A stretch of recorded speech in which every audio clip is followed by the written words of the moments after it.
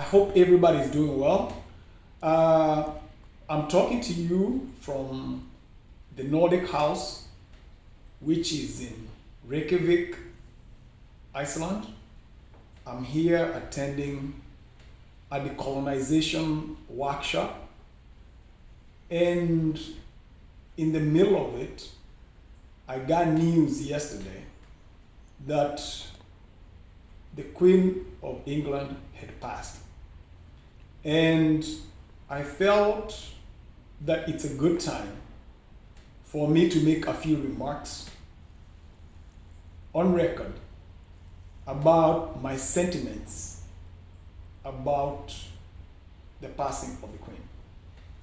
The way I found about the passing of the Queen was during a conference, a panel where we were talking about something that's very similar to the conference that I'm attending here, which is a book by Dr. Fossey Williams, Psych Williams, who just recently came up with a book called Eating While Black. So there's all this energy that's around the whole idea of decolonization. And she was kind enough to ask me and a few other food scholars to participate in a panel discussing the new book. At the end of the book, the panel, the president of an organization called ASLA, which is the organization that is sponsoring the event, which in their organization is the Association for the Study of African American History and Life, gave the finishing remarks and mentioned that Queen had died. Now, I didn't get a chance to give my feedback because he wondered what I would, because I essentially talked about issues of this colonization and my family's experience. And I didn't get a chance to give my feedback, so this will also be directed to his remarks. So, here is my story and my sentiments. My family was very deeply involved in the struggle for liberation in Kenya, and which actually led to two very significant events. Because of my father's involvement, he ended up losing a restaurant that he owned in the central business district of the capital city of Kenya, which is Nairobi. And the way it happened is that a Kenyan revolutionary soldier had come from the forest where they were conducting the war from, or at least part of the armed war struggle from, to purchase a firearm. Well, unfortunately, the deal was botched, and the soldier realized that he was being followed by the British authorities, secret authorities. He knew one of the places that he could get refuge was at my father's restaurant.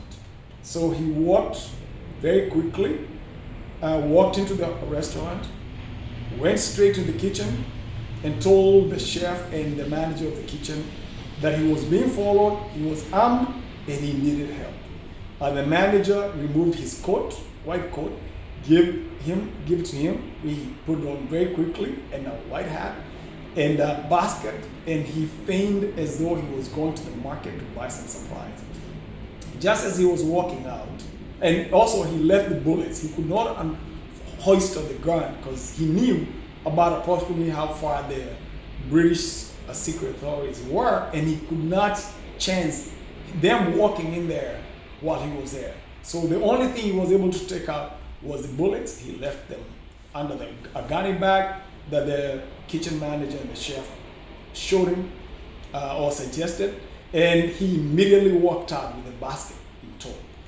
He passed the first set of secret agents, British secret agents who were pursuing him at the entrance. So he barely made it out and he left. The agents held out the place, they ransacked it, they searched everywhere, and they came into contact with the bullets. They found the bullets. So they closed the place, they asked everybody to leave except those people who are workers. The workers were captured. Later, we hear that some of them were hanged. But what actually happened is that as soon as they got all the employees out, within less than 30 minutes, they gave the restaurant that my father owned to the person, to the African who had snitched, to the Kenyan who had snitched on the fire gun deal. And he took over a restaurant with the food ready to be served for the kitchen, for the lunch, the money in the cash box, and everything that was in there. The following few days, the British authorities went to the clerk's office and they changed the name of the business from my father's name to the new snitch. The snitch. So my father was later captured and ended up serving more than 6 years in the British Gulag as a prisoner of war. While my father was in the Gulag, that's the first incident. The second incident is that when my father was in detention as a prisoner of war, he realized that the British were using food as a weapon of war, because due to the Second White War, and largely thanks to Hitler, the empire of the British were crumbling down slowly. They no longer had the power to hold on to their colonies as they were running out of money because of the war. That's number one. But also number two, the Africans and Kenyans in particular, who had been recruited and conscripted to go and fight for the freedom of white people, to enjoy democracy and rights that they did not enjoy, came back more resolved to fight than ever before. And that happened primarily because of two reasons, not many others, but two major reasons. Number one, they finally realized that the white man is now God. He doesn't have any magic powers. If you shoot him, he'll die and bleed, just like any other person in the world, number one. Number two, and more egregious, the white soldiers who are fighting in the war along the black Africans, Kenyans in particular, when they returned from the war, the land that the Kenyan or the family of the Kenyan soldiers who are involved in the war, some of their land was taken away from their family and given to the white soldiers as a way of paying the white soldiers for their participation in the war. So basically, the African soldiers were losing their land to their comrades with whom they fought, but they didn't get rewarded. The best I think they got was a coat, that the military coat they got, and maybe a certificate. Right? So the Kenyan soldiers were livid, and if any of them who had the nerve to fight were on the fence, a lot of them resolved to fight like nothing before.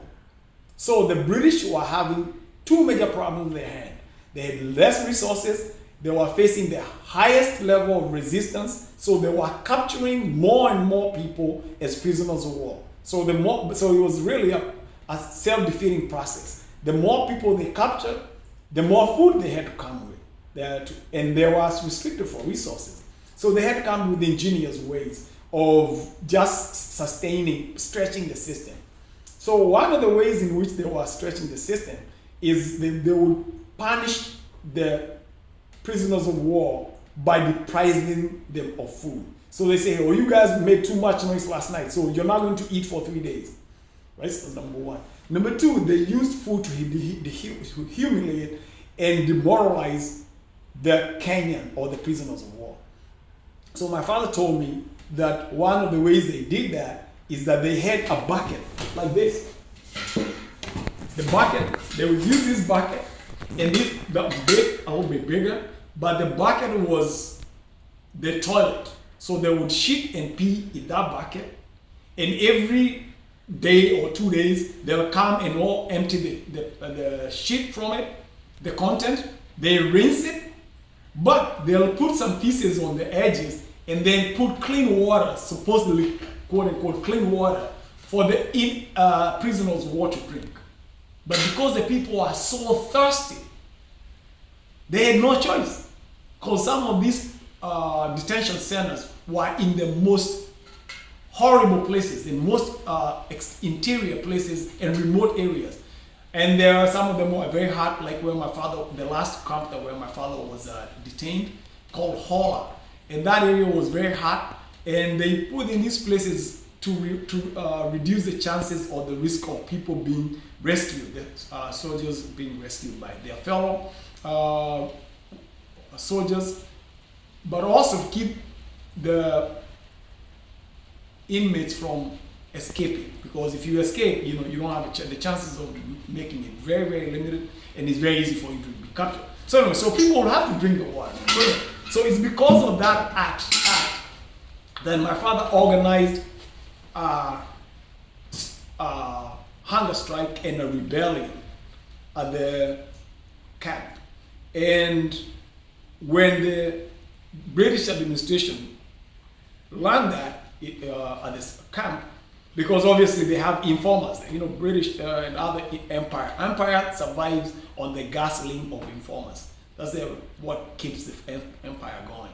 So they reported, they asked who is organizing this rebellion and strike, hunger strike. Oh, they say my dad. So they called him in, they negotiated with them, and the newspaper people came to take a picture of, I guess they wanted to write the story about it. So I have a picture of my father in the uniform of a political prisoner. So when I talk about these things, they're not things that I only heard, but they are things that I have evidence. Not that I'm doubting what my father told me, but I have physical evidence for it. And they say whoever said a picture is 1,000 words.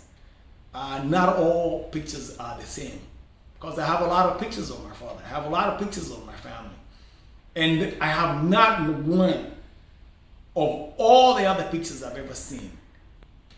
Even all the pictures maybe I should say all the pictures I've ever seen of my family, all put together, don't have the same weight of that single picture of my father standing wearing the uniform of the British Gulag.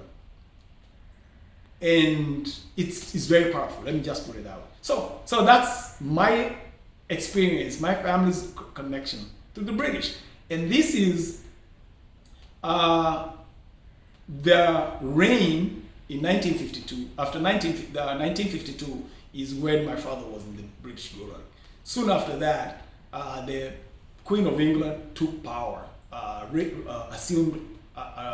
ascended to power while she was in Kenya in 1954. So this is the thing.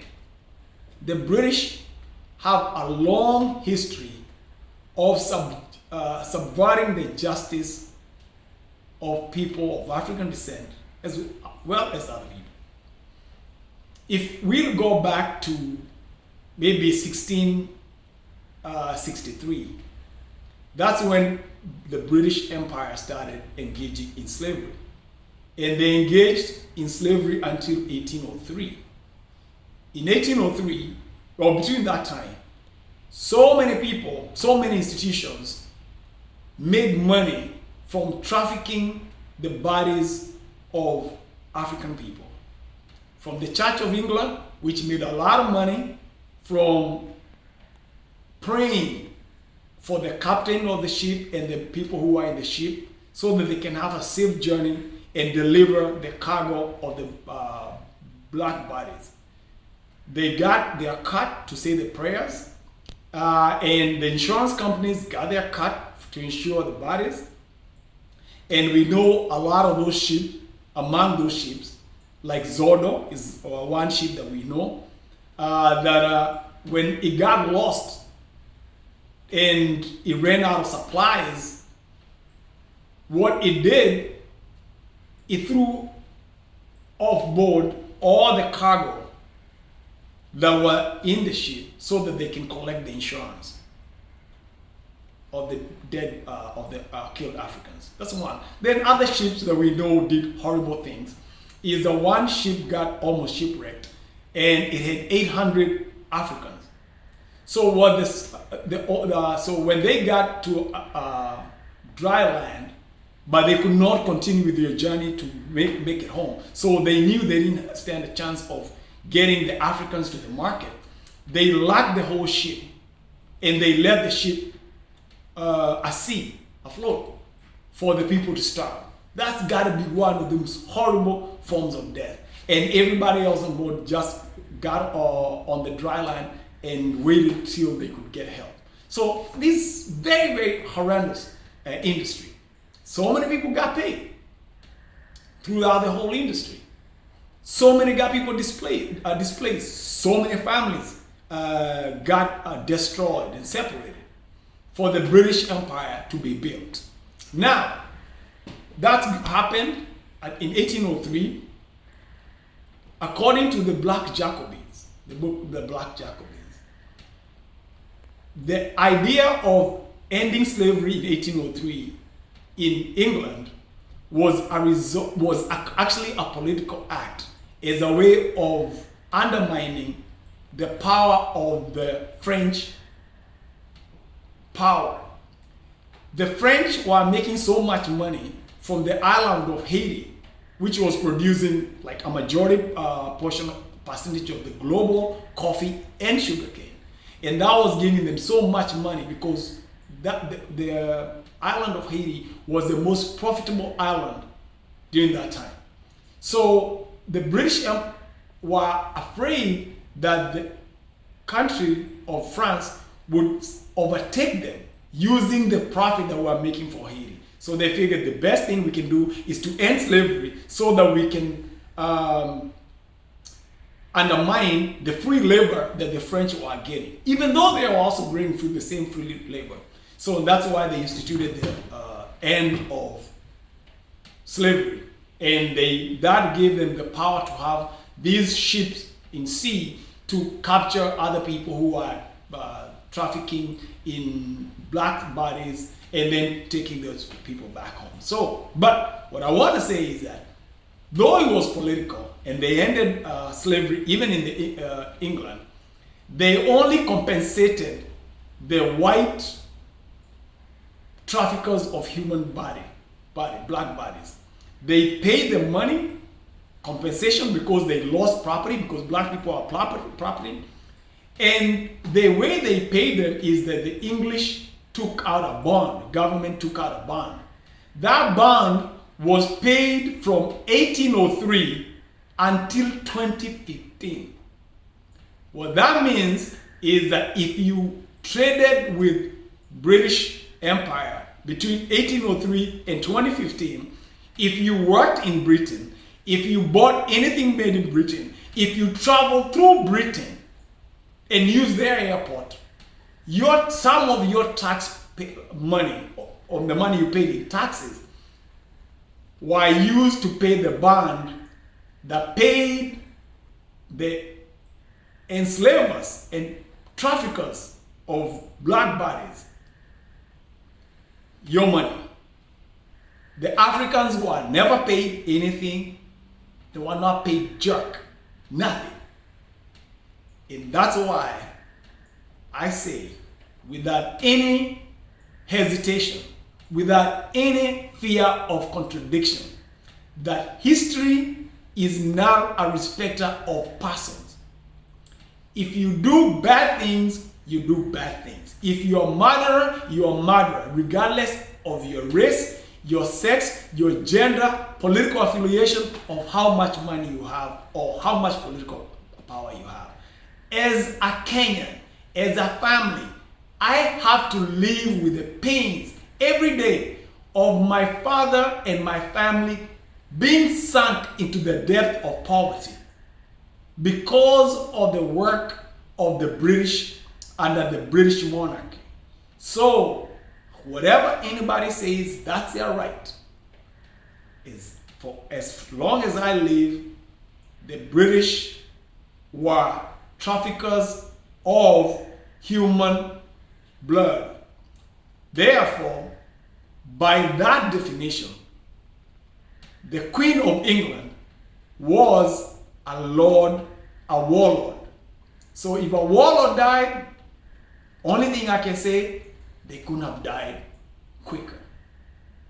And what they get, that's what they deserve. We have to live with that pain. Most people don't realize what poverty is, as I close. Poverty is not just the lack of money, especially cross-generational poverty. It causes people to lose their sense of humanness. And that's why Freire, in his book, The Pedagogy of the Oppressed, says to be human is to be free. The work of the British has made black people, Kenyans, and other people, oppressed people. That's why they say the empire never settle on the British. Has made those people less human. That I think they should be more human, I have to be out of my mind. Thank you.